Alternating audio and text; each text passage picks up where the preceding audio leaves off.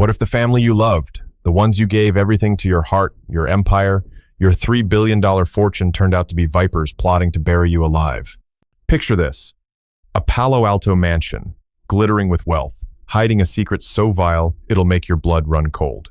I'm Walter Grayson, a tech titan who thought his legacy was safe, until a single phone call exposed a betrayal so cruel it shattered my world. "He's a washed-up fool," they sneered, scheming to steal my billions while I grieved.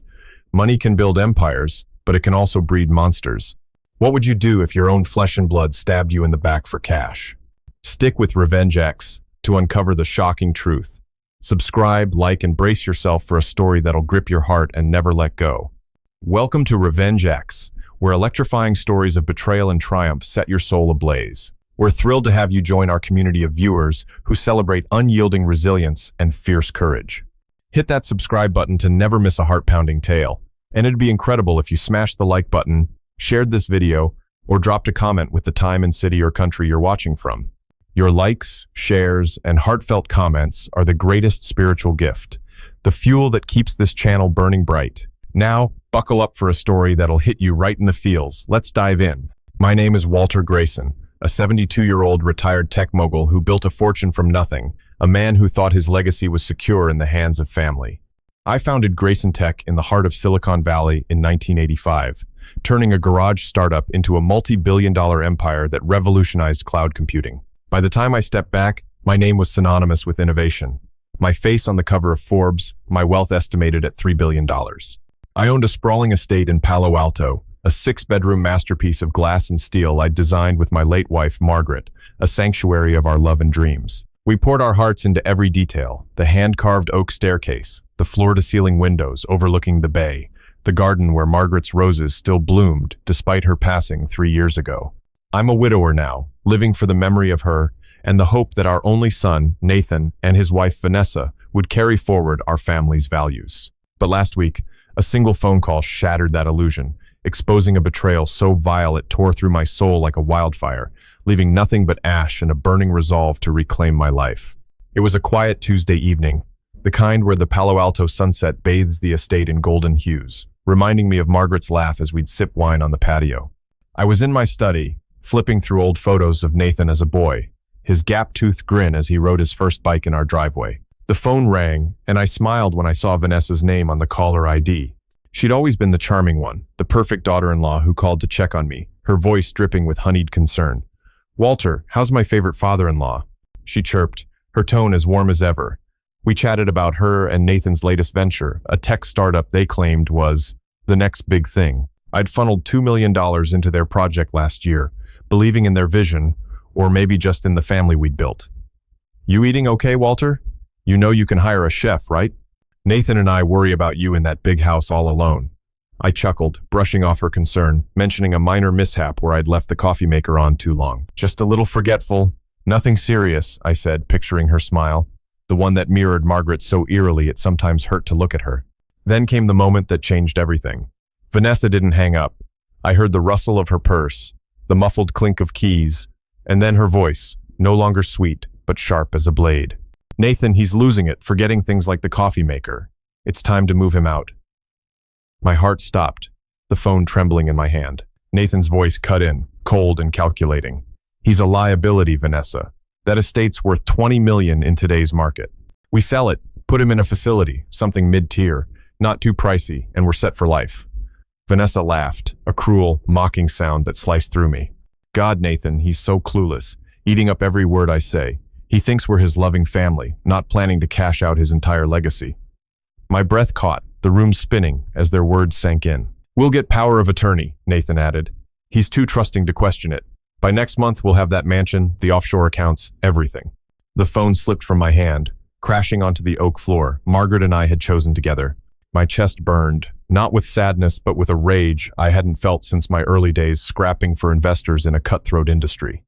They called me a liability. Me, the man who'd paid for Nathan's Stanford tuition, who'd bailed out their failing startup with millions, who'd welcomed Vanessa like a daughter when she had nothing but ambition and a smile. I stared at Margaret's portrait above the fireplace, her eyes seeming to plead with me.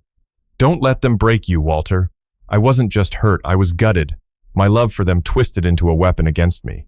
But I wasn't the frail old man they thought. I was Walter Grayson, and I'd built empires from dust. They'd learn what happens when you betray a man who knows how to fight. The betrayal wasn't just Vanessa and Nathan's. I learned later that week, through my loyal assistant of 30 years, Clara Thompson, that Vanessa had been siphoning funds from my charitable foundation. Clara, a 65-year-old woman with a spine of steel and a heart of gold, had noticed discrepancies, hundreds of thousands diverted to shell companies Vanessa controlled. "Walter, I didn't want to believe it," Clara said, her voice trembling with loyalty and fury as she showed me the evidence. "She's been forging your signature, rerouting donations meant for cancer, research your Margaret's cause." The revelation hit like a second betrayal, each one compounding the last, a house of cards collapsing under the weight of greed. Then there was Ethan Blake, a slick financial advisor Vanessa had introduced as a family friend. I'd trusted him with managing a $10 million investment portfolio, only to discover he'd been funneling profits to Vanessa's accounts, skimming $5 million in fees over 2 years. Their conspiracy was a web, and I was the fool caught in it. My mind churned, torn between love and vengeance. Every memory of Vanessa, her tears at Margaret's funeral, her promises to care for me felt like a lie. I'd given her everything, a $50,000 wedding, a $2 million loan for their startup, even the keys to my guest house where they lived rent-free. Yet here I was, a liability to be warehoused so they could plunder my fortune. The pain was visceral, a knife twisting in my gut, but so was the clarity. I remembered Margaret's warning before she died. "Walter, you're too generous. Don't let them take your heart." I'd failed her then, but not now. I called Clara that night, her voice a lifeline in the storm. "Clara, get me Richard Voss, the best real estate attorney in California. I'm selling the estate, and I want it done fast." The next shock came when I found Vanessa's handwritten notes in the guest house, left carelessly in a drawer. A timeline for securing Walter's assets, with steps to manipulate me into signing over power of attorney. They'd even contacted a shady nursing home, Golden Horizons, with a reputation for neglecting residents, planning to dump me there for a mere $50,000 a year while they pocketed millions. The audacity was staggering. They'd budgeted my exile like a line item in their startup's business plan.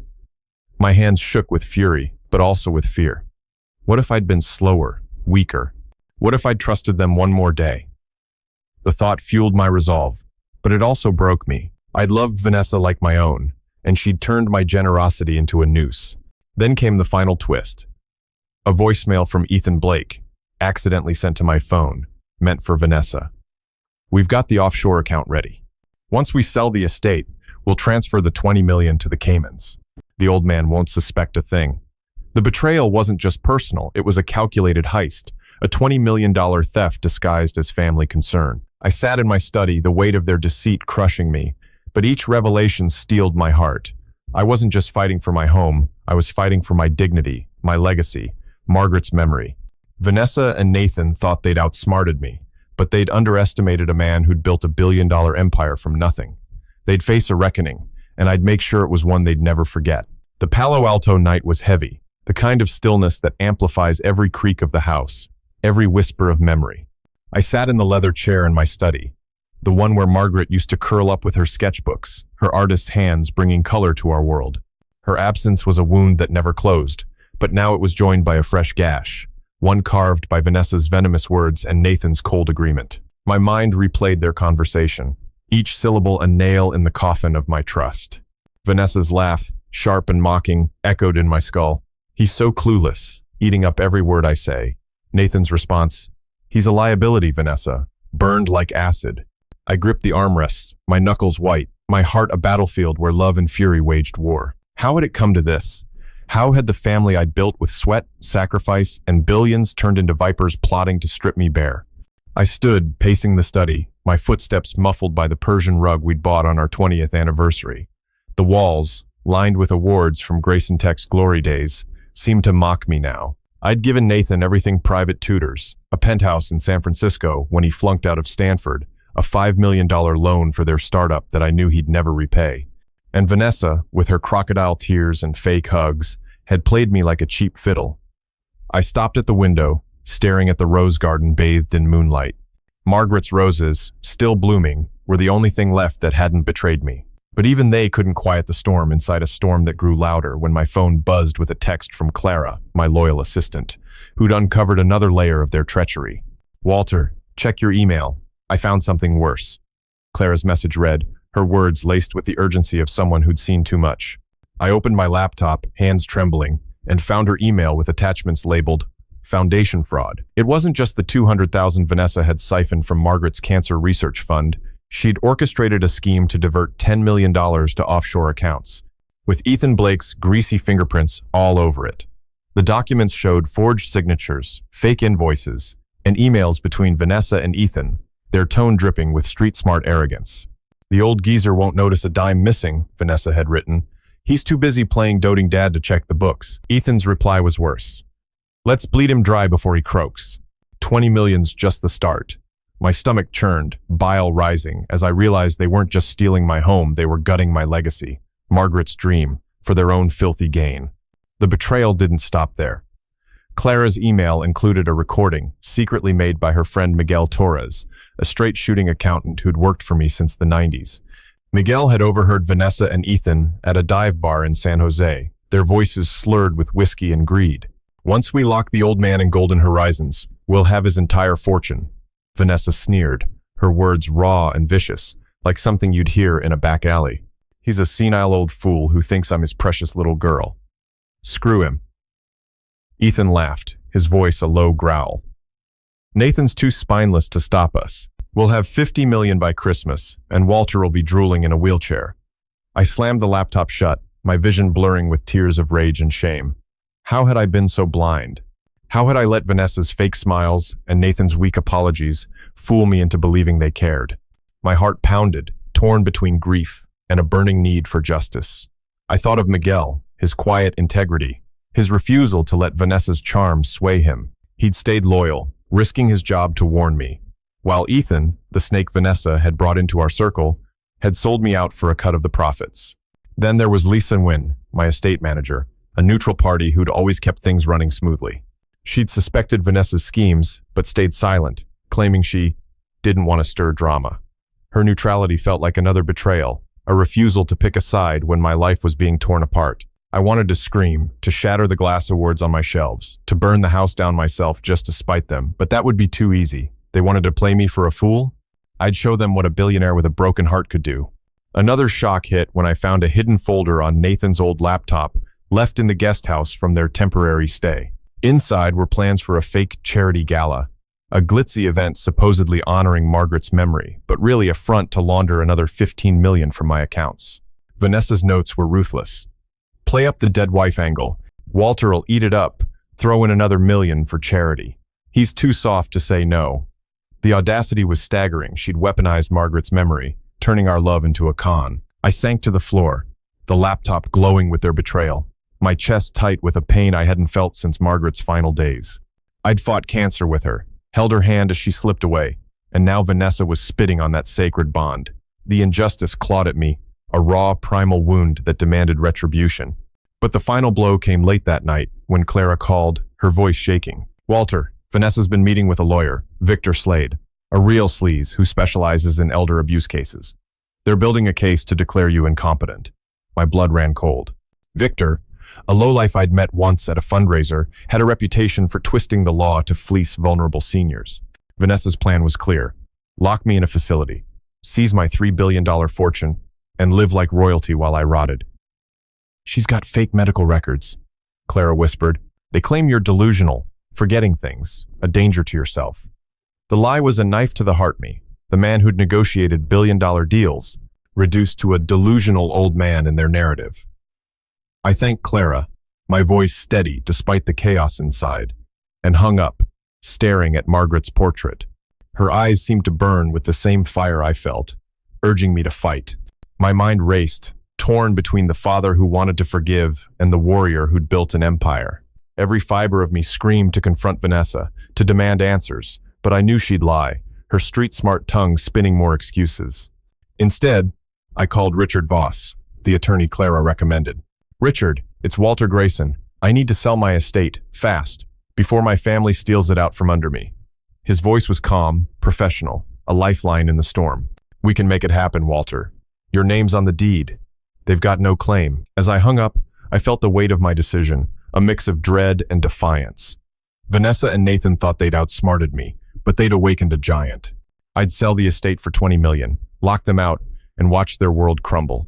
Margaret's roses would bloom without them, and I'd rebuild my life on my terms, a billionaire with nothing left to lose but everything to prove. The Palo Alto dawn broke with a cruel clarity, the kind that strips away illusions and leaves only raw truth. I stood in the kitchen, the stainless steel counters gleaming under the skylight Margaret had insisted on, her voice echoing in my mind. Light makes a home, Walter. But this wasn't a home anymore, it was a battlefield, and I was arming myself for war. Vanessa and Nathan's betrayal had gutted me, their words, senile old fool, bleed him dry, replaying like a vicious loop, each one a fresh cut to my soul. My hands, once steady enough to code the algorithms that built Grayson Tech, shook as I poured coffee, the black liquid bitter as my mood. I wasn't just fighting for my $20 million estate, I was fighting for the man I'd been, the man Margaret believed in, the man they thought they could bury. The rage was a fire, but beneath it simmered a deeper pain, a father's heartbreak, a widower's loneliness, a billionaire's realization that his wealth had bought him nothing but liars. Clara's call last night had been the final spark. Victor Slade, the sleazy lawyer, wasn't just building a case to declare me incompetent. He'd bribed a doctor at Golden Horizons to falsify a dementia diagnosis, claiming I'd been wandering and hallucinating. The audacity was staggering. They'd fabricated a whole narrative to lock me away, planning to seize not just the estate, but my entire $3 billion fortune. My chest tightened, a mix of fury and despair. I'd spent decades building a legacy for Nathan, only for him and Vanessa to spit on it. I wanted to believe there was still good in my son, some flicker of the boy who'd clung to me after nightmares. But Vanessa's influence had poisoned him. Her street-smart venom, he's too soft to say no, had turned him into her puppet, and I was the collateral damage. Then came another blow, this one from Miguel Torres, my loyal accountant. He'd dug deeper into Vanessa's schemes and found she'd been cozying up to a shady venture capitalist, Derek D-Rock Coleman, a loudmouth hustler known in Silicon Valley for his flashy cars and dirtier deals. Miguel sent me a grainy photo from a nightclub, Vanessa and D-Rock toasting champagne, her arm around his neck, his hand on her waist. Attached was an email chain where D-Rock bragged to Vanessa, "Once we ditch the old bastard, we'll flip his company for $100 million. He's too busy crying over his dead wife to notice." The words hit like a sucker punch. Not only were they stealing my home, they were plotting to dismantle Grayson Tech, the empire I'd built with sleepless nights and Margaret's encouragement. I gripped the counter, my vision blurring, torn between screaming and collapsing. How could Vanessa, who'd wept at Margaret's funeral, desecrate her memory so callously? The betrayal deepened when Lisa Wynn, my estate manager, finally broke her silence. She called me at 7 in the morning, her voice hesitant, caught between guilt and fear. "Walter, I overheard Vanessa and Nathan last week. They were laughing about how easy it was to play. You said you're a washed-up has-been who doesn't know his own bank balance." Her words stung, not just for their cruelty, but because Lisa had known and said nothing, her neutrality a quiet complicity.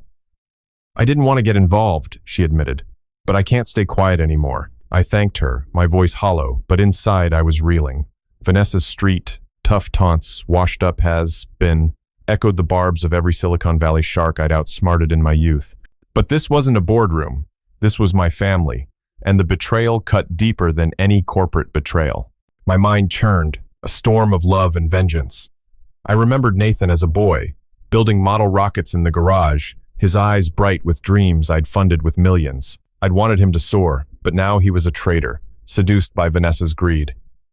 The pain was a physical ache, a weight pressing on my chest as I imagined confronting them. Part of me wanted to beg Nathan to wake up, to remember the father who'd carried him on his shoulders. But another part, the part that had survived hostile takeovers and market crashes, knew begging was futile. They'd crossed a line, and I had to cross one too. I called Richard Voss again, my voice steady despite the chaos inside. "Richard, I want the estate sold by next week. Cash buyers, no contingencies. I don't care if it's 20 million or 15. I want it gone before they come back." The next shock came at noon, when Clara uncovered a hidden bank account in Vanessa's name, linked to D-Rock's shell companies. She'd been funneling another 5 million from my personal accounts, using forged signatures to siphon funds meant for Margaret's cancer research. The account statements were a gut punch, each transaction a mockery of my trust. I pictured Vanessa's smirk, her voice dripping with streetwise scorn. "He's too busy crying over his dead wife." The image fueled my resolve, but it also broke me. I'd loved her like a daughter, given her a key to my home, my heart. Now she was robbing me blind, laughing while she did it. I sank into Margaret's favorite armchair, her sketchbook still tucked in the cushion, and let the tears come. Not just for Vanessa's betrayal, but for Nathan's weakness, for Lisa's silence, for the family I thought I had. Then came the final twist, a voicemail from D-Rock, mistakenly sent to my phone. His voice was pure Silicon Valley sleaze, all bravado and filth. Yo, Vanessa, we're golden. Slade's got the judge in his pocket, 50 grand, and your old man's declared nuts by Friday. We'll have his 3 billion before he knows what hit him. My blood boiled, my hands shaking so hard I nearly dropped the phone. They weren't just stealing my money, they were rigging the system, bribing judges, faking diagnoses, all to erase me. The injustice was a firestorm, burning away any lingering hope of reconciliation. I thought of Miguel's loyalty, risking his career to expose them, and Clara's fierce protectiveness, her voice cracking as she vowed to stand by me. Even Lisa, despite her hesitation, had finally chosen a side. But Vanessa, Nathan, D-Rock, and Slade, they were a cabal of vultures, circling my fortune, my life, my legacy. I stood, wiping my tears, Margaret's sketchbook in my hands. Her drawings of our early days, our first office, Nathan as a toddler, reminded me who I was. I wasn't the senile old fool Vanessa mocked. I was Walter Grayson, the man who'd turned a garage into a billion-dollar empire. My heart ached for the family I'd lost, but it also burned with a clarity I hadn't felt since Margaret's death. I called Clara. Get me a meeting with a real estate agent today. Someone who moves fast, no questions asked.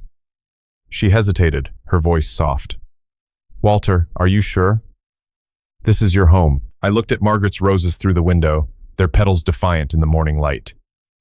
It's not home anymore, Clara. It's a prison. And I'm breaking free.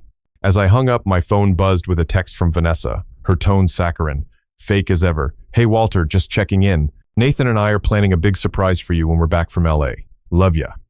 The lie was a final slap, her sweetness a mask for the $20 million heist she was planning. I deleted the text, my hands steady now, my mind clear. They thought they'd outplayed me, but the game was just beginning. I'd sell the estate, lock them out, and let them choke on their own greed. Margaret's voice whispered in my mind, Don't let them break you, Walter. I wouldn't. I'd rebuild, and they'd learn what happens when you betray a man who's got nothing left to lose. The Palo Alto morning was sharp, the kind of crisp Silicon Valley sunlight that made the glass walls of my estate glint like a fortress under siege. I stood at the edge of Margaret's rose garden, the petals vibrant against the betrayal that had turned my world to ash.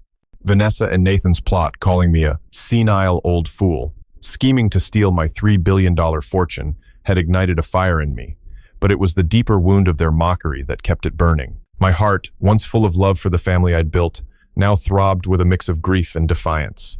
I was Walter Grayson, the man who'd outsmarted tech giants in market crashes, yet here I was, betrayed by the ones I'd trusted most. My hands clenched around a single rose, its thorns pricking my palm, a reminder that even beauty could draw blood. I wasn't just selling the estate to escape their grasp. I was reclaiming my soul, and they'd pay for every lie they'd told. Clara's loyalty was my anchor. She'd arranged a meeting with a real estate agent, Jessica Harper, a no-nonsense broker known for closing multi-million-dollar deals faster than most could sign their names. But before Jessica arrived, another bombshell landed. Miguel Torres, my steadfast accountant, called with a tremor in his voice. Walter, I hacked into Vanessa's private cloud drive, don't ask how. She's been recording you. My stomach dropped. Recordings? Yeah, Miguel continued. Secret videos from your own security system. She's got footage of you misplacing keys, muttering to yourself normal stuff, but edited to make you look like you're losing it. I froze, the rose falling to the ground. Vanessa had turned my own home against me, using my private moments to paint me as a doddering fool. Miguel sent me a clip, me in the study, talking to Margaret's portrait, my voice soft with grief. Vanessa's voiceover, dripping with street-smart venom, mocked me. Look at this pathetic old man crying to a ghost. Time to put him away and cash in his 30 million. The violation was a knife to the gut, twisting deeper than her financial scams. My mind reeled, torn between rage and a crushing sense of violation. I'd installed those cameras to protect the estate, not to give Vanessa ammunition for her lies. I pictured her smug grin, her voice sneering. He's too busy crying over his dead wife. The memory of her fake tears at Margaret's funeral, her hand squeezing mine, now felt like a performance. A con artist's masterstroke. I wanted to storm the guest house, rip out every camera, and confront her, but she and Nathan were still in LA, plotting their heist. Instead, I called Clara, my voice shaking with barely contained fury. "Tell Jessica to be here by noon. I want this house sold before they set foot in Palo Alto." Clara hesitated, her loyalty warring with concern. "Walter, this is your legacy. Are you sure?" I looked at Margaret's roses, their defiance mirroring my own. "I'm sure, Clara. They don't get to win." The next shock came when Lisa Nguyen, my estate manager, forwarded me an email she'd accidentally received from Victor Slade, the crooked lawyer. It was a draft court filing, claiming I was mentally incapacitated and requesting Vanessa be appointed my legal guardian. The document was laced with lies, fabricated incidents of me wandering the estate at night, forgetting to pay bills, even threatening staff. The kicker? Vanessa had bribed Lisa with a $50,000 consulting fee to corroborate the lies, and Lisa's refusal had forced her to come clean. "I couldn't do it, Walter," Lisa said, her voice cracking. "She called you a washed-up loser who deserved to be locked away. I'm sorry I didn't tell you sooner." Her confession was a double-edged sword, her honesty a relief, but her delay a betrayal. I thanked her, my tone cold, my heart aching for the trust I'd misplaced in her neutrality. Jessica Harper arrived at noon, her tailored suit and sharp eyes screaming Silicon Valley efficiency. She walked through the estate, her tablet glowing with comps for Palo Alto mansions. "This place is a gem, Walter," she said, admiring the skylight and the custom oak staircase. "I can get you $25 million cash in 10 days. I've got a hedge fund buyer salivating for a property like this." Her confidence was a lifeline, but as she spoke, my phone buzzed with a voicemail from D-Rock, Vanessa's sleazy venture capitalist partner. His voice was pure street hustle, all swagger and filth. "Yo, Vanessa, we're set to flip Grayson Tech for $150 million once we cage the old geezer. He's so far gone, he'll sign anything we shove in his face." My blood boiled, my hands trembling as I realized they weren't just after the estate, they were dismantling my life's work, piece by piece. I showed Jessica the voicemail, my voice low. "They're trying to steal everything. I need this done fast." She nodded, her eyes narrowing. "I'll make it happen, Walter. They won't touch a dime." The final twist came that afternoon, when Clara uncovered a text thread between Vanessa and a private investigator, Tony Slick Russo, a lowlife known for digging dirt on Silicon Valley elites. Vanessa had hired him to tail me, collecting evidence of my instability for Victor Slade's case. The texts were brutal, Vanessa's tone pure street venom. "Slick, get me shots of the old bastard stumbling or talking to himself. Make him look like a crazy old coot so we can lock him up and grab his $3 billion. Tony's reply was worse. "Got you, V. Caught him last night staring at his wife's picture like a nutcase. Judge'll eat it up." My heart sank, the violation of my privacy a fresh wound. I'd been grieving Margaret, whispering to her memory, and they'd turned my love into a weapon. The injustice was a wildfire, burning through my last shred of hope for reconciliation. My mind was a storm, love and vengeance clashing like thunderheads. I thought of Nathan, the boy I'd taught to code, now a spineless accomplice to Vanessa's schemes. I thought of Clara, risking everything to protect me, and Miguel, hacking Vanessa's files to expose her lies. Even Lisa, flawed as she was, had chosen truth over greed. But Vanessa, Nathan, D-Rock, Victor, and Tony, they were a syndicate of betrayal, each one stabbing deeper than the last. I wanted to scream, to tear down the walls I'd built with Margaret, but that would give them the victory. Instead, I turned to Jessica. "List it today. $25 million. Cash only. I want it gone before they're back." She nodded, already dialing her buyer. "Consider it done, Walter." As Jessica left, I stood in the garden, Margaret's roses swaying in the breeze. I could almost hear her voice. "You're stronger than they know, Walter." My heart ached for the family I'd lost, but it also pulsed with defiance. Vanessa thought she'd outsmarted me, calling me a pathetic old man while plotting to steal my legacy. She was wrong. I'd sell the estate, lock them out, and watch their empire of lies collapse.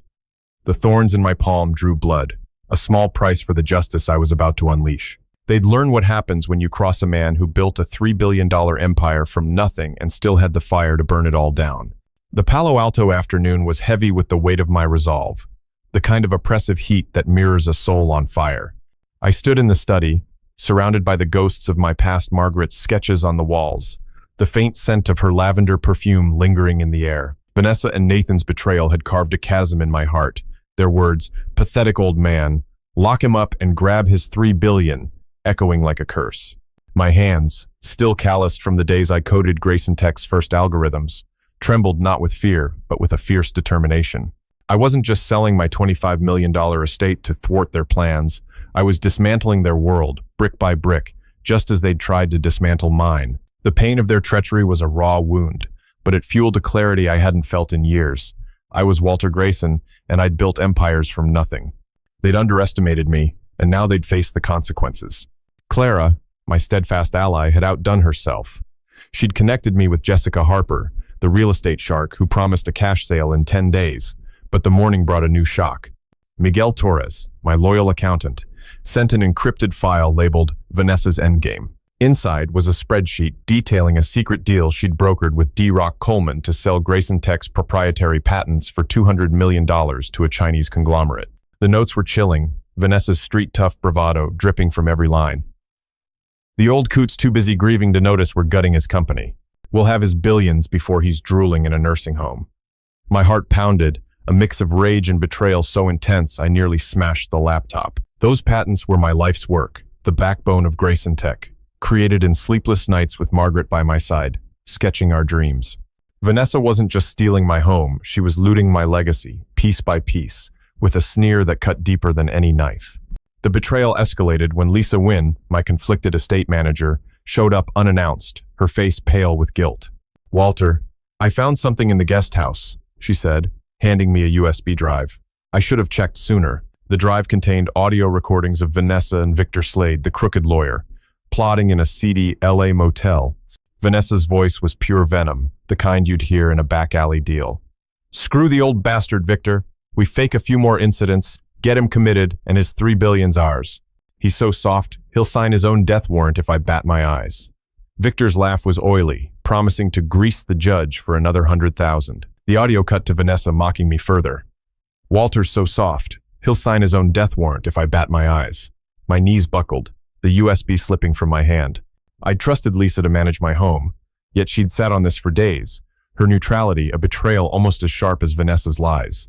I wanted to scream at her, to demand why she'd hesitated, but the pain in her eyes, guilt mixed with fear, stilled my tongue. She was flawed, but she was trying to make it right. My mind was a tempest, love for the family I'd lost, warring with a hunger for justice.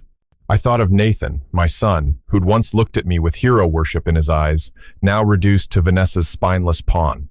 I pictured confronting him, shaking him until he remembered the father who'd funded his dreams. But the memory of Vanessa's voice, "He's so far gone," crushed that hope. She'd turned my son against me, and the realization was a physical ache, a weight pressing on my chest. I called Clara, my voice steady despite the storm inside. "Tell Jessica to push the sale harder. I want it closed before Vanessa and Nathan get back from LA. Clara's voice cracked with concern. "Walter, you're moving so fast. Are you sure you're okay?" I looked at Margaret's sketch of our first office, her handwriting in the margins. "We'll conquer the world, Walter." "I'm not okay, Clara," I admitted. "But I'm not broken. Not yet." The next shock came at dusk, when Miguel uncovered a hidden email from Tony Slick Russo, the private investigator, to Vanessa. He'd planted a listening device in my study, capturing my private calls with Clara about the sale. Vanessa's response was a gut punch, her tone pure street filth. "Keep the bugs on, Slick. If the old geezer tries to sell that $25 million pile, we'll sue his ass for incompetence. He's too dumb to outsmart us." My blood ran cold. They were spying on me in my own home, turning my sanctuary into a trap. The violation was suffocating, my grief for Margaret twisted into their ammunition. I ripped the phone jack from the wall, my hands shaking with fury, but the damage was done. They'd heard my plans, and now the race was on. I called Jessica immediately. "They're on to me," I said, my voice low. "Can you close the deal faster?" Jessica didn't flinch. "I've got a buyer ready to wire $25 million tomorrow. No contingencies." "You're in the driver's seat, Walter. Are you enjoying the story so far? I'd love to hear your thoughts. Just drop a quick comment below to share how you feel. It only takes a few seconds, but your words give me the motivation and inspiration to make every chapter more thrilling and engaging. Go ahead, let me know what's on your mind. And now, let's dive back into the story. The final blow landed that night when Clara forwarded a text from an anonymous number, likely D-Rock, boasting to Vanessa about a secret meeting with Grayson Tech's board. "We've got 3 board members in our pocket," the text read. "They'll vote to oust the old man for a cool $1 million each. His company's ours by next month. My vision blurred, tears of rage and heartbreak spilling over. The board men and women I'd mentored, some for decades, had been bought, their loyalty sold for a fraction of my empire. Vanessa's influence was a cancer, spreading through everyone I'd trusted. I thought of Miguel's quiet courage, hacking into her files at personal risk, and Clara's unwavering support, her voice a beacon in this nightmare. Even Lisa, despite her earlier silence, was now risking Vanessa's wrath to help me. But Vanessa, Nathan, D-Rock, Victor, and Tony, they were a hydra, each head striking with a new betrayal. I stood in the study, Margaret's sketches watching me like silent judges. My heart screamed to forgive Nathan, to believe he could be saved, but my mind knew better. Vanessa had turned him into a stranger, and their greed had turned my home into a prison. I wanted to burn it all down, to erase the memories they'd tainted, but that would be surrender. Instead, I called Jessica again. "Make it happen tomorrow," I said, my voice steel. "I want the keys gone before they step foot in this house." She didn't hesitate. "Done. I'll have contracts by dawn." As I hung up, my phone buzzed with another text from Vanessa, her fake sweetness a final insult. "Can't wait to see you, Walter. Big plans for the family." I deleted it, my hands steady now, my resolve unbreakable. They thought they'd caged me, but I was about to unleash a storm. Margaret's roses would bloom without them, and I'd show them what happens when you betray a man with $3 billion and a heart full of fire. The Palo Alto twilight cast long shadows across the estate, the glass walls reflecting a world I no longer recognized. I stood in the foyer, the oak staircase spiraling above me like a monument to the life Margaret and I had built, now tainted by Vanessa and Nathan's venomous betrayal. Their words, "pathetic old man," "cage the old geezer," clawed at my heart, each syllable a fresh wound in a soul already scarred by loss. My hands, once steady enough to sign billion-dollar deals, now gripped a folder of legal documents from Jessica Harper, the real estate agent who'd promised to sell my $25 million estate by dawn. The pain of their treachery was a storm, but it had forged a resolve as hard as steel. I wasn't just outrunning their plot to steal my $3 billion fortune. I was setting a trap to expose their greed, and they'd walk right into it. Clara's call at dusk brought another gut punch. She'd intercepted an email from Vanessa to D-Rock Coleman, the sleazy venture capitalist, detailing a plan to forge my signature on a new will. The document named Vanessa as sole beneficiary of my entire estate, including Grayson Tech's shares, worth $2 billion. Vanessa's tone was pure street hustle, dripping with contempt. "The old bastard's so wrapped up in his dead wife's memory, he'll never see this coming. We'll have his billions before he's rotting in golden horizons." My chest tightened, a mix of fury and heartbreak. The will was a fake, but the audacity of erasing me from my own legacy, Margaret's legacy, was a betrayal that cut deeper than their financial scams. I pictured Vanessa's smirk, her fake tears at family dinners, and felt a wave of nausea. How had I raised a son who'd let this viper into our lives? The next shock came from Miguel Torres, my loyal accountant, who dug deeper into Vanessa's digital trail. He'd found a encrypted chat between her and Tony Slick Russo, the private investigator, revealing they'd hired a hacker to breach my personal email.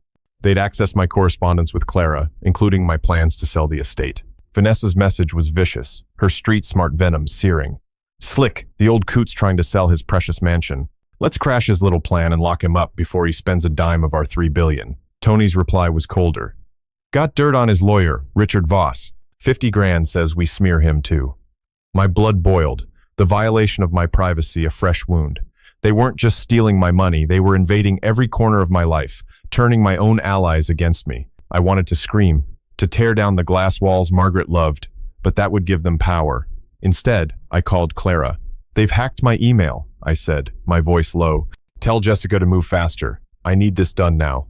The betrayal deepened when Lisa Wynn, my estate manager, sent a panicked text. She'd found a hidden camera in the guest house, planted by Tony, to capture my incompetence for Victor Slade's fake court case. Lisa's message was frantic. "Walter." Vanessa bragged about it to Nathan. She said, "You're a doddering fool who deserves to lose everything." Her words stung, not just for Vanessa's cruelty, but for Lisa's earlier silence. She'd known about the camera for days, her neutrality, a betrayal that lingered like a bruise. "I'm trying to make this right," Lisa wrote, but the damage was done. I pictured Vanessa laughing, her voice dripping with street filth. "He's a washed-up loser, Lisa. You're either with us or you're screwed." The image fueled my rage, but it also broke me. I'd trusted Lisa to protect my home, yet she'd let Vanessa's poison spread, even if she was now trying to atone. My mind was a battlefield, love for Nathan clashing with the need to fight. I remembered teaching him to ride a bike in this very driveway, his laughter echoing as Margaret cheered. Now he was Vanessa's puppet, complicit in her plot to rob me blind. The pain was a physical weight, pressing on my chest as I imagined his face, once so full of promise, now twisted by greed. I wanted to believe he could be saved, but Vanessa's voice, "He'll sign his own death warrant," crushed that hope. I called Jessica, my voice steady despite the storm inside. "I need the contracts signed tonight. They're closing in."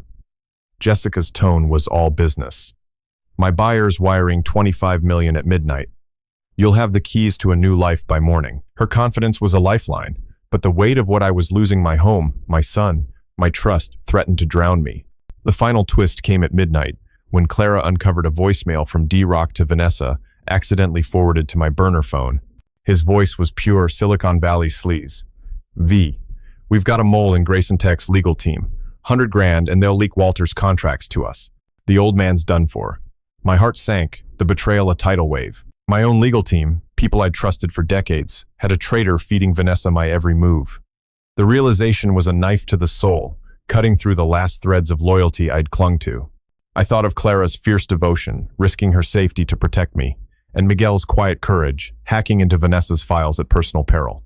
Even Lisa, flawed as she was, had finally chosen to help. But Vanessa, Nathan, D-Rock, Victor, and Tony, they were a relentless machine, each cog turning to crush me. I stood in the foyer, the contracts from Jessica in my hand, the weight of my decision crushing. I could almost hear Margaret's voice. "You're stronger than they know, Walter." My heart ached for the family I'd lost, the son I'd raised, now a stranger under Vanessa's spell.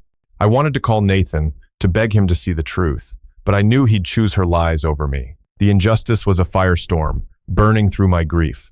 I signed the contracts, my signature steady, each stroke a declaration of war. I called Jessica one last time. "It's done," I said. "Lock it up." She didn't hesitate. "Keys are yours until closing." "They won't get in." As I hung up, my phone buzzed with another text from Vanessa, her fake sweetness a final slap.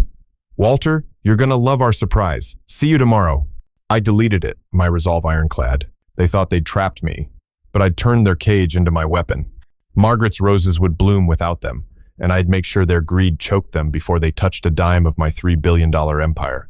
The Palo Alto night was a canvas of stars, but inside my estate, the darkness felt alive, pulsing with the weight of betrayal. I stood in the dining room, the chandelier Margaret had chosen glinting above the table, where we'd hosted countless family dinners, now a hollow stage for Vanessa and Nathan's treachery. Their words, "doddering fool," "crash his little plan," reverberated in my skull, each one a fresh scar on a heart already battered by loss. My hands, once deft enough to steer Grayson Tech through Silicon Valley's storms, now clutched the signed contracts from Jessica Harper, the real estate agent who'd locked in a $25 million cash sale by dawn. The pain of their deceit was a raging inferno, but it had sharpened my focus to a razor's edge. I wasn't just selling my home to escape their grasp. I was orchestrating their downfall, and every move was a step toward justice. Clara's call at midnight brought a new shock that nearly broke me. She'd uncovered a hidden audio file on Vanessa's cloud drive, a recording of a meeting with D-Rock Coleman and a corrupt Grayson Tech board member, Cynthia Wells, who'd been with me since the company's IPO. Cynthia's voice was cold, calculating. "For $2 million, I'll vote to transfer Walter's shares to Vanessa. The old man's too lost in his grief to fight back." Vanessa's reply was pure street venom, dripping with contempt. "That washed. Up geezer's done, Cynthia. We'll have his $3 billion before he's drooling in a diaper at Golden Horizons." My heart seized, the betrayal, a sledgehammer. Cynthia, who'd toasted my success at company galas, who'd called Margaret her mentor, had sold me out for a fraction of my empire. I pictured her shaking Vanessa's hand, both laughing at the doddering fool they thought I was. And the pain was a physical ache, a wound that bled memories of trust. The next blow came at dawn, when Miguel Torres, my steadfast accountant, sent a frantic email. He'd hacked into Tony Slick Russo's server and found a dossier Vanessa had commissioned, filled with doctored photos of me stumbling in the garden, staring blankly at Margaret's portrait, captioned with lies about my mental decline. Vanessa's notes were brutal, her street-tough tone searing. Slick, make the old bastard look like a nutcase. We'll shove these in court and grab his $3 billion while he's crying over his dead wife. The photos were a violation, my private grief twisted into their weapon. I sank into a chair, my hands trembling, torn between rage and despair. I'd built this estate as a sanctuary for Margaret and Nathan, yet Vanessa had turned it into a stage for her lies. I wanted to confront her, to scream until she felt the weight of her betrayal, but she was still in LA, plotting with her cabal of vultures. The betrayal deepened when Lisa Wynn, my conflicted estate manager, called, her voice shaking with guilt. Walter, I found a burner phone in the guest house. Vanessa's been texting Nathan's sister, Emily, to turn her against you. The messages were a gut punch. Vanessa had convinced Emily I was losing it, offering her $100,000 to testify against me in court. Emily's reply was cold. If the old man's crazy, I'm in. I want a cut of that $3 billion. My chest tightened. The pain of Nathan's sister, my own daughter-in-law's sister, joining their scheme a fresh wound. Lisa's voice cracked. Vanessa called you a pathetic has-been who doesn't deserve his fortune. I should have told you sooner. Her confession was a lifeline. But her delay stung. Another layer of betrayal from someone I'd trusted to guard my home. I pictured Vanessa's sneer, her voice dripping with street filth. He's a loser, Lisa. Pick a side or get crushed. The image fueled my fury, but it also broke me. I'd welcomed Emily to family barbecues, funded her art school, and now she was another pawn in Vanessa's game. My mind was a maelstrom, love for my family clashing with the need for vengeance. I remembered Nathan's childhood birthday parties in this dining room, his eyes bright as Margaret lit the candles. Now he was Vanessa's accomplice, complicit in her plot to erase me. The pain was a crushing weight, a grief for the son I'd lost to her greed. I wanted to call him, to beg him to remember the father who'd carried him through life's storms.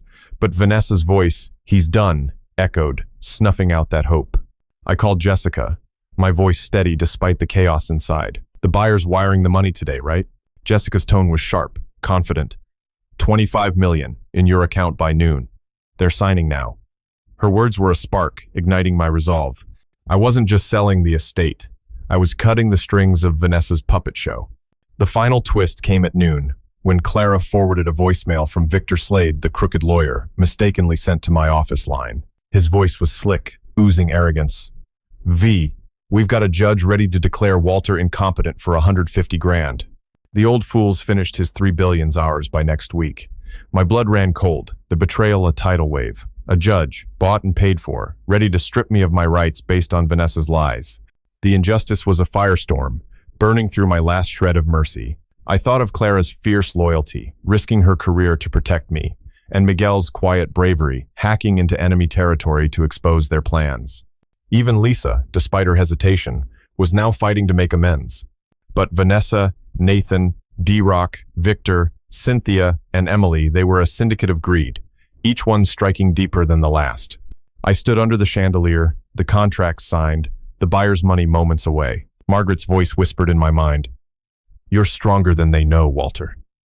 My heart ached for Nathan, for the family dinners we'd never have again, but it also burned with defiance. I wanted to forgive him, to believe he could break free from Vanessa's grip, but his silence was complicity. I called Clara one last time. "Tell Jessica to lock the deal. I'm changing the locks tomorrow." Clara's voice trembled. "Walter, you're sure?" I looked at the chandelier. Its crystals, catching the light, like Margaret's laughter. "I'm sure. They don't get to win." As I hung up, my phone buzzed with a final text from Vanessa, her fake warmth, a last insult. "Walter, we're almost home. Got a big surprise for you." I deleted it, my hands steady, my soul alight with purpose. They thought they'd buried me, but I'd turned their trap into my triumph. The estate would be gone, the locks changed, and their greed would be their undoing.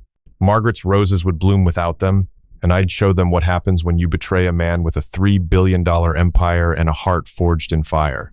The Palo Alto dawn was a blaze of gold, the kind that promises new beginnings but feels like a funeral for the past. I stood in the master bedroom, the silk drapes Margaret had chosen swaying gently in the morning breeze, each fold a reminder of the life we'd woven together. Vanessa and Nathan's betrayal, washed-up geezer, his $3 billion's ours, had turned this sanctuary into a war zone, their words a poison seeping into every corner of my soul. My hands, once steady enough to navigate Grayson Tech through global markets, now held a single key, the new one I'd ordered to replace every lock in the estate. The $25 million sale was locked in, the funds due to hit my account by noon, but the pain of their deceit was a relentless tide, threatening to drown me. I wasn't just severing their grip on my fortune, I was carving out a new future, one where their greed would be their undoing. Clara's call at sunrise brought a fresh wound.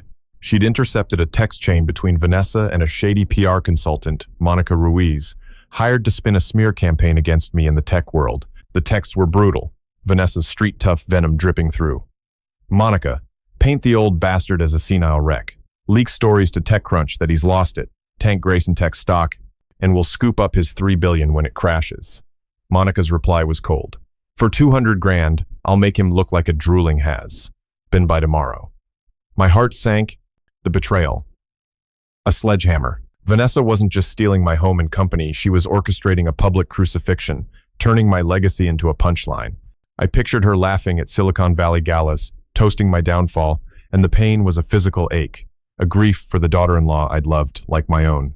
I wanted to believe Nathan could resist her, but his silence was a betrayal as loud as her words. The next shock came when Miguel Torres, my loyal accountant, sent an encrypted file labeled Vanessa's blackmail.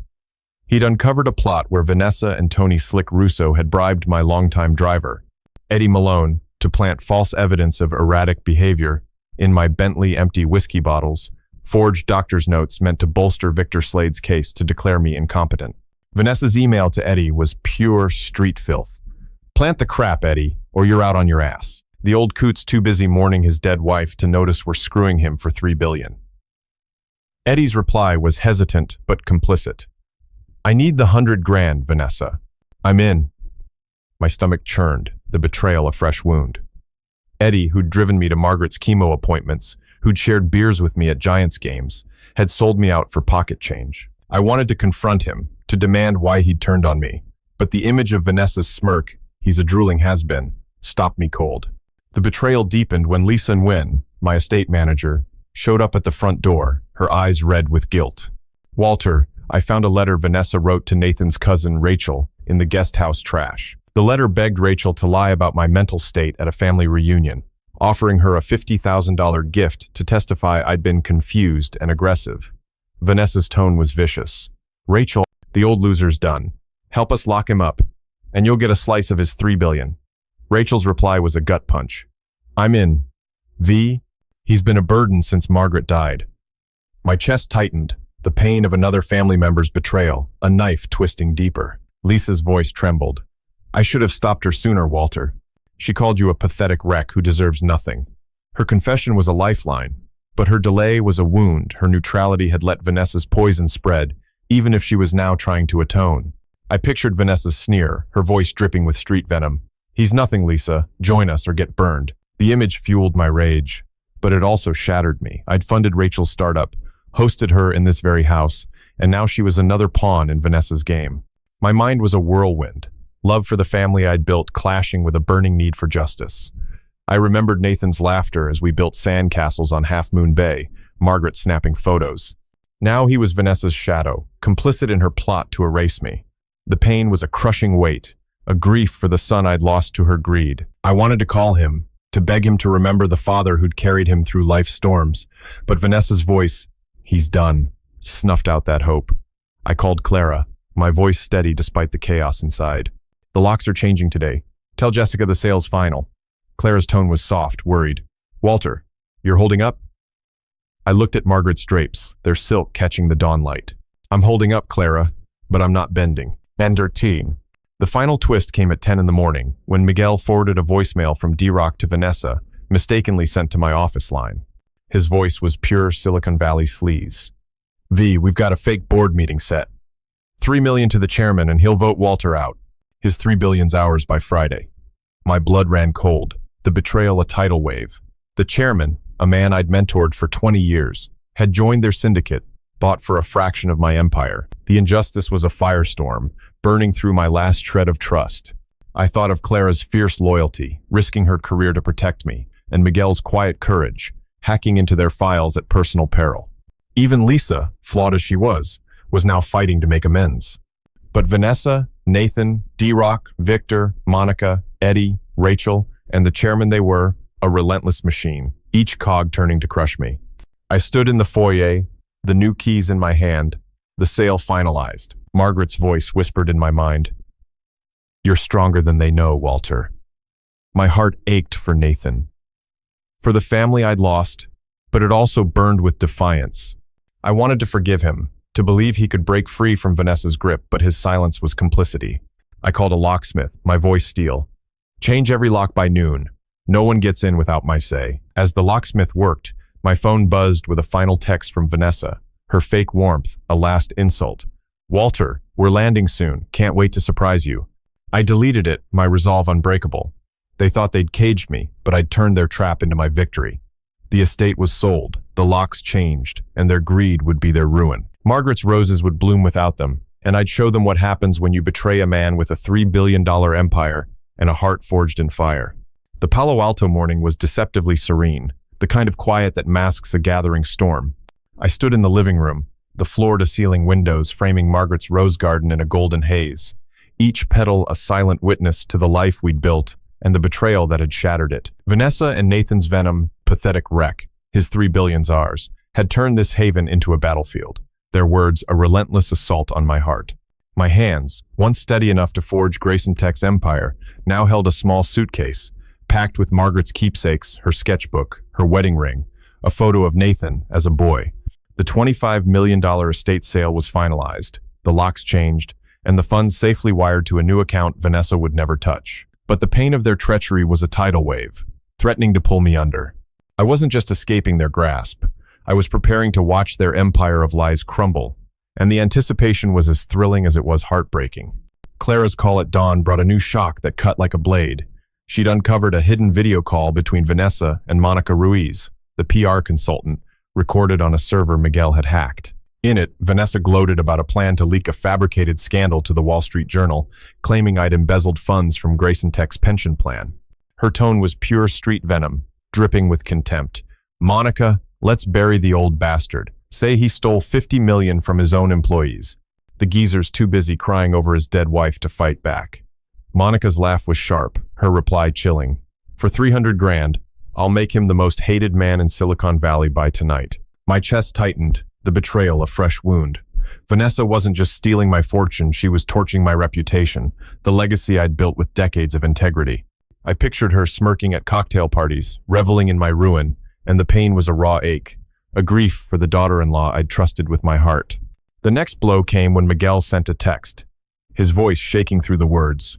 "Walter, Vanessa's been meeting with your old CFO, Greg Larson. He'd found emails where Vanessa offered Greg $1 million to falsify Grayson Tech's financial records, making it look like I'd hidden $200 million in offshore accounts to dodge taxes." Vanessa's email was brutal, her street-tough swagger searing. "Greg, the old coot's done. Cook the books, and we'll split his $3 billion while he's rotting in a cell." Greg's reply was a gut punch. "I'm in, V. Walters a has-been. Who doesn't deserve it?" My stomach churned, the betrayal a sledgehammer. Greg, who'd stood by me during Grayson Tech's early struggles, who'd toasted Margaret at our anniversary parties, had joined their syndicate for a cut of my empire. I wanted to confront him, to demand why he'd turned on me, but the image of Vanessa's sneer, "He's too busy crying," stopped me cold. The betrayal deepened when Lisa Nguyen called, her voice thick with guilt. "Walter, I found a notebook in the guest house. Vanessa's been plotting with Nathan's best friend, Kyle Bennett." The notebook detailed a scheme where Kyle, a tech influencer with 1 million followers, would spread lies on social media about my mental breakdown, paid $150,000 by Vanessa to amplify her smear campaign. Vanessa's handwriting was vicious. "Kyle, make the old loser look like a nutcase. We'll grab his $3 billion while he's crying in a corner." Kyle's scrawled reply was cold. "Easy money, V. Walter's a burden anyway." My heart sank, the pain of another betrayal, a knife twisting deeper. Lisa's voice trembled. "She called you a washed-up nobody, Walter. I should have acted sooner." Her confession was a lifeline, but her delay stung. She'd seen the notebook days ago, her neutrality, a wound that lingered. I pictured Vanessa's laugh, her voice dripping with street filth. "He's nothing, Lisa. Join us or get screwed." The image fueled my rage, but it also broke me. I'd mentored Kyle, funded his first app, and now he was another pawn in her game. My mind was a tempest, love for Nathan clashing with a burning need for vengeance. I remembered our fishing trips on Lake Tahoe, his boyish grin as we reeled in trout, Margaret cheering from the shore. Now he was Vanessa's shadow, complicit in her plot to destroy me. The pain was a crushing weight, a grief for the son I'd lost to her greed. I wanted to call him, to beg him to see the truth, but Vanessa's voice, he's a has-been, crushed that hope. I called Clara, my voice steady despite the storm inside. The locks are done. Tell Jessica I'm moving out tomorrow. Clara's tone was soft, worried. Walter, you're leaving everything behind. Are you sure? I looked at Margaret's photo on the mantle, her eyes fierce with love. I'm sure, Clara. They don't get to win. End. The final twist came at noon, when Miguel forwarded a text from D-Rock to Vanessa, mistakenly sent to my burner phone. His voice was pure Silicon Valley sleaze. V, we've got a fake audit ready. $2 million to the IRS agent, and Walter's nailed for tax fraud. His $3 billion's ours by Monday. My blood ran cold. The betrayal, a tidal wave. An IRS agent, bought to frame me for a crime I didn't commit, was the final nail in their coffin. The injustice was a firestorm, burning through my last shred of mercy. I thought of Clara's fierce loyalty, risking her career to protect me, and Miguel's quiet courage, hacking into their files at personal peril. Even Lisa, flawed as she was now fighting to make amends. But Vanessa, Nathan, D-Rock, Monica, Greg, Kyle, and the IRS agent, they were a relentless machine, each cog turning to crush me. I stood in the living room, the suitcase at my feet, the new keys in my pocket. Margaret's voice whispered in my mind, "You're stronger than they know, Walter." My heart ached for Nathan, for the family I'd lost, but it also burned with defiance. I wanted to forgive him, to believe he could break free from Vanessa's grip, but his silence was complicity. I called a moving company, my voice steel. "Pack my essentials today. I'm out by tonight." As the movers arrived, my phone buzzed with a final text from Vanessa, her fake warmth a last insult. "Walter, we're almost home. Ready for our big surprise?" I deleted it, my resolve unbreakable. They thought they'd buried me, but I'd turned their trap into my triumph. The estate was sold, the locks changed, my new life waiting. Margaret's roses would bloom without them, and I'd show them what happens when you betray a man with a $3 billion empire and a heart forged in fire. The Palo Alto dusk was a tapestry of fading light, the kind that cloaks the world in shadows and sharpens the edges of resolve. I stood in the empty guest house, the movers gone, the air thick with the scent of Margaret's lavender sachets, now packed away in my suitcase. Vanessa and Nathan's betrayal, washed up nobody, nail him for his $3 billion, had turned this estate into a hollow shell, their words a venom that poisoned every memory. My hands, once steady enough to build Grayson Tech from a garage dream, now held a single envelope, a letter I'd written to expose their greed. The $25 million sale was complete, the locks changed, the funds secure in a new account Vanessa would never touch. But the pain of their treachery was a relentless storm, tearing at my heart. I wasn't just leaving my home. I was setting the stage for their reckoning, a final act to show them the cost of betraying a man with a $3 billion empire. Clara's call at twilight brought a new shock that nearly shattered me. She'd intercepted a group chat between Vanessa, D-Rock Coleman, and a crooked journalist, Tara Levine, hired to plant a hit piece in Forbes, accusing me of insider trading to tank Grayson Tech's stock. Vanessa's message was pure street venom, dripping with contempt. "Tara, make the old bastard look like a crook. Say he swindled $100 million. The geezer's too busy sobbing over his dead wife to notice." Tara's reply was cold. "For 500 grand, I'll have every CEO in Silicon Valley spitting on his name by morning." My chest tightened, the betrayal a fresh wound. Vanessa wasn't just stealing my fortune, she was rewriting my life's story, turning me into a villain to justify her theft. I pictured her laughing at tech conferences, basking in my ruin, and the pain was a raw ache, a grief for the daughter-in-law I'd trusted with my legacy. The next blow came when Miguel sent a text, his voice shaking through the words. "Walter, Vanessa's been meeting with your old lawyer, Paul Dempsey." He'd uncovered emails where Vanessa offered Paul $1 million to backdate documents, making it look like I'd signed over Grayson Tech's intellectual property to her for a mere $10 million. Vanessa's email was brutal, her street-tough swagger searing. "Paul, the old coot's finished. Backdate the papers, and we'll split his $3 billion while he's rotting in a home." Paul's reply was a gut punch. "I'm in, V. Walter's a relic who doesn't deserve it." My stomach churned, the betrayal a sledgehammer. Paul, who'd drafted my first contracts, who'd stood by me at Margaret's funeral, had joined their syndicate for a cut of my empire. I wanted to confront him, to demand why he'd turned on me, but the image of Vanessa's sneer, He's sobbing over his dead wife, stopped me cold. The betrayal deepened when Lisa Wynn sent a voice message, her tone thick with guilt. Walter, I found a flash drive in the guest house. Vanessa's been plotting with Nathan's ex-girlfriend, Sarah Cole. The drive contained a recorded call where Vanessa offered Sarah $200,000 to spread rumors at Silicon Valley charity events that I was unhinged and dangerous. Vanessa's voice was vicious. Sarah, make the old loser look like a psycho. We'll grab his $3 billion while he's crying in a straitjacket. Sarah's reply was cold. Easy cash, V. Walter's a burden anyway. My heart sank.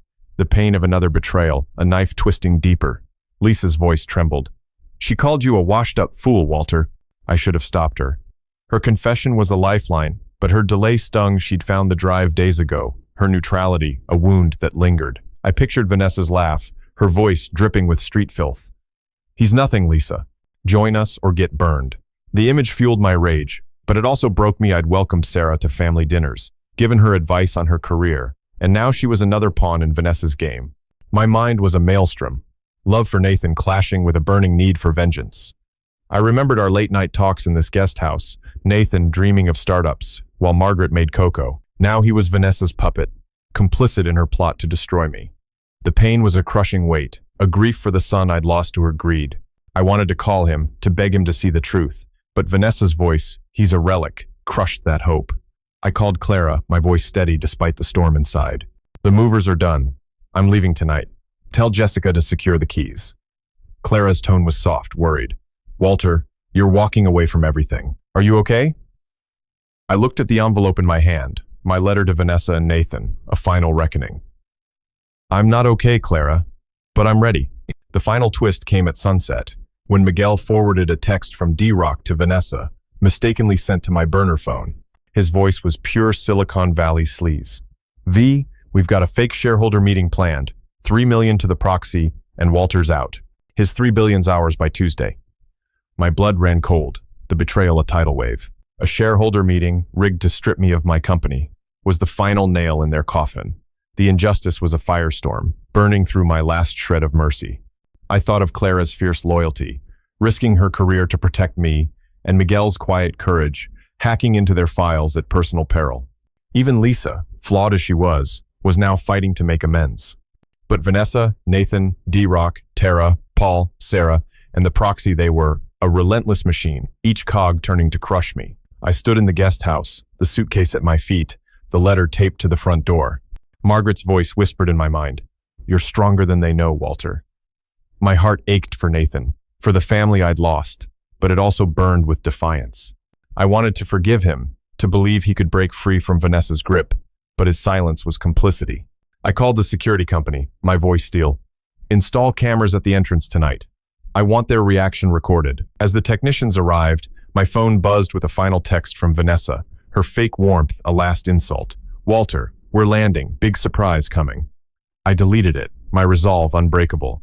They thought they'd buried me, but I'd turned their trap into my triumph. The estate was sold, the locks changed, my letter waiting.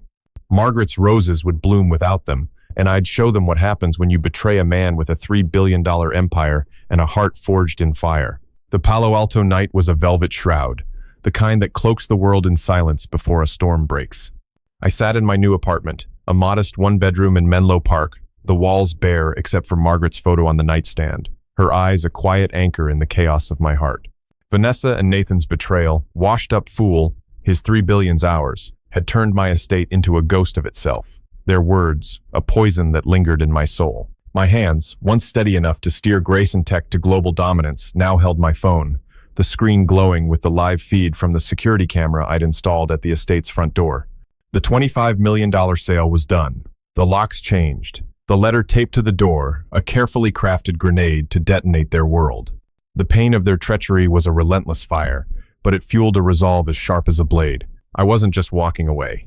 I was delivering justice, and their reckoning was moments away. Clara's call at midnight brought a fresh shock that cut deeper than I thought possible. She'd uncovered a secret recording of Vanessa and D-Rock Coleman, intercepted from a hacked burner phone. In it, Vanessa bragged about bribing my personal chef, Maria Gonzalez, to slip sedatives into my meals to make me seem unstable for Victor Slade's court case. Her tone was pure street venom, dripping with contempt. Maria, dose the old bastard's food. Make him look like a doped-up loser. We'll grab his 3 billion while he's slurring like a drunk. Maria's reply was hesitant but complicit. 500 grand, Vanessa. I'll do it. My heart sank. The betrayal, a sledgehammer. Maria, who'd cooked for Margaret's last birthday, who'd shared stories of her kids over coffee, had joined their syndicate for a cut of my fortune. I pictured Vanessa's smirk, her laugh as she poisoned my meals, and the pain was a raw ache, a grief for the trust I'd placed in someone so close. The next blow came when Miguel Torres sent a frantic email. Walter, Vanessa's been meeting with your old PR manager, Jenna Walsh. He'd found texts where Vanessa offered Jenna $1 million to leak a fake memoir to publishers, claiming I'd confessed to mental instability in private journals. Vanessa's message was brutal, her street-tough swagger searing. Jenna, make the old coot's fake diary sell. Say he's been nuts since his wife croaked. We'll scoop his 3 billion while he's crying in a padded room. Jenna's reply was a gut punch. I'm in, V. Walter's a relic anyway. My stomach churned, the betrayal a fresh wound. Jenna, who'd crafted Grayson Tech's image for decades, who'd hugged me at Margaret's funeral, had sold me out for a paycheck. I wanted to confront her, to demand why she'd turned on me, but Vanessa's voice, he's a doped-up loser, stopped me cold. The betrayal deepened when Lisa Nguyen texted, her voice trembling through the words, Walter, I found a voice memo Vanessa left for Nathan's college friend, Mark Reyes. The memo detailed a plan to bribe Mark, a rising tech journalist, with $200,000 to write a hit piece, claiming I'd been hallucinating and threatening staff. Vanessa's tone was vicious. Mark, make the old loser look like a psycho. We'll grab his 3 billion while he's locked in a loony bin. Mark's reply was cold. Easy money, V. Walter's a burden. My chest tightened. The pain of another betrayal, a knife twisting deeper. Lisa's voice cracked. She called you a washed-up, has-been, Walter. I should have stopped her. Her confession was a lifeline, but her delay stung she'd heard the memo days ago. Her neutrality, a wound that lingered. I pictured Vanessa's laugh, her voice dripping with street filth. He's nothing, Lisa. Join us or get torched. The image fueled my rage, but it also broke me. I'd mentored Mark, written his grad school recommendation, and now he was another pawn in her game. My mind was a storm, love for Nathan clashing with a burning need for vengeance. I remembered our camping trips in Yosemite, Nathan's wide-eyed wonder as Margaret taught him to stargaze. Now he was Vanessa's shadow, complicit in her plot to destroy me. The pain was a crushing weight, a grief for the son I'd lost to her greed. I wanted to call him, to beg him to see the truth, but Vanessa's voice, he's a relic, crushed that hope. I checked the camera feed, my heart pounding as I saw their SUV pull into the driveway. The letter, taped to the door, was my final weapon. Vanessa and Nathan, I heard your plans to drug me, smear me, and steal my 3 billion. The estate sold for 25 million, the money's mine, and your things are in storage. You've lost everything. Love, Walter. I called Clara, my voice steady despite the storm inside. They're here. It's time. Clara's tone was soft, worried. Walter, you're sure about this? I looked at Margaret's photo, her eyes fierce with love. I'm sure, Clara. They pay tonight. The final twist came as the camera feed flickered to life. Vanessa stepped out, her face smug, Nathan trailing behind. She fished for her keys, her voice audible through the camera. The old fool's probably waiting with a smile, ready for our surprise. The key didn't turn. She cursed, her street-tough venom erupting. What the hell? This damn lock's busted. Nathan's face paled, his voice shaky. Try the back door. They returned, frantic, as Vanessa's phone buzzed with a text from D-Rock. V, the IRS agent's ready to frame him for 200 million in fraud. His 3 billion's ours. My blood ran cold. The betrayal. A tidal wave. An IRS frame-up, another cog in their machine, was the final nail in their coffin. I thought of Clara's fierce loyalty, Miguel's quiet courage, even Lisa's flawed redemption. But Vanessa, Nathan, D-Rock, Maria, Jenna, Mark, and their IRS ally, they were a relentless syndicate, each one striking deeper than the last. I sat in my apartment, the camera feed glowing, Margaret's photo watching. My heart ached for Nathan, for the family I'd lost, but it burned with defiance. I wanted to forgive him, but his silence was complicity. The camera showed Vanessa ripping open the letter, her face twisting from confusion to horror. He sold it, she screamed, her voice raw. That bastard took our 3 billion. Nathan crumpled, his voice breaking. You said he was too weak, Vanessa. She whirled on him, her street venom unleashed. "Shut up, you spineless idiot! This is your fault!" The injustice was a firestorm, my resolve unbreakable. They thought they'd buried me, but my letter was their ruin. Margaret's roses would bloom without them, and I'd show them what happens when you betray a man with a $3 billion empire and a heart forged in fire. The Palo Alto night was a canvas of stars, each one a silent witness to the storm I'd unleashed. I sat in my Menlo Park apartment, the glow of my phone screen casting shadows across the bare walls.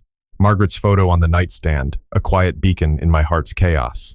Vanessa and Nathan's betrayal, washed up has been, his 3 billion's ours, had turned my estate into a graveyard of memories, their words of venom that seared my soul. My hands, once steady enough to build RevengeX's empire, now gripped a glass of Napa Valley Cabernet, Margaret's favorite, saved from our last anniversary. The $25 million estate was sold, the locks changed. My letter, a dagger of truth, had detonated their world. The security camera feed showed Vanessa's scream, "That bastard took our 3 billion," and Nathan's collapse, their empire of greed crumbling. The pain of their treachery was a relentless fire, but it had forged a resolve that burned brighter than their lies. I wasn't just reclaiming my life, I was teaching them a lesson in knowledge, a bitter education in the cost of betrayal. Clara's call at midnight brought a final shock that cut like a razor. She'd hacked into Vanessa's private server and found a recorded call with a crooked Silicon Valley banker, Victor Chen, who'd agreed to freeze my accounts for a $2 million bribe, ensuring Vanessa could seize my $3 billion fortune. Vanessa's tone was pure street venom, dripping with contempt. "Victor, lock the old fool's accounts. He's too busy crying over his dead wife to notice we're robbing him blind." Victor's reply was cold. "Done. V, for 2 million, his 3 billion's yours." My heart sank, the betrayal a sledgehammer. Victor, who'd managed RevengeX's IPO funds, who'd dined at my table, had joined their syndicate for a cut of my empire. I pictured Vanessa's smirk, her laugh as she planned to starve me out, and the pain was a raw ache, a grief for the trust I'd placed in yet another traitor. The next blow came when Miguel Torres texted, his voice trembling. "Walter, Vanessa's been meeting with your old mentor, Harold Stein." He'd uncovered emails where Vanessa offered Harold $1 million to testify I'd been unstable since Margaret's death, bolstering her case to declare me incompetent. Vanessa's email was brutal, her street-tough swagger searing. "Harold, the old coot's done. Say he's nuts, and we'll split his 3 billion while he's drooling in a home." Harold's reply was a gut punch. "I'm in, V. Walter's a relic." My stomach churned, the betrayal a fresh wound. Harold, who'd guided me through RevengeX's early days, who'd called Margaret his muse, had sold me out.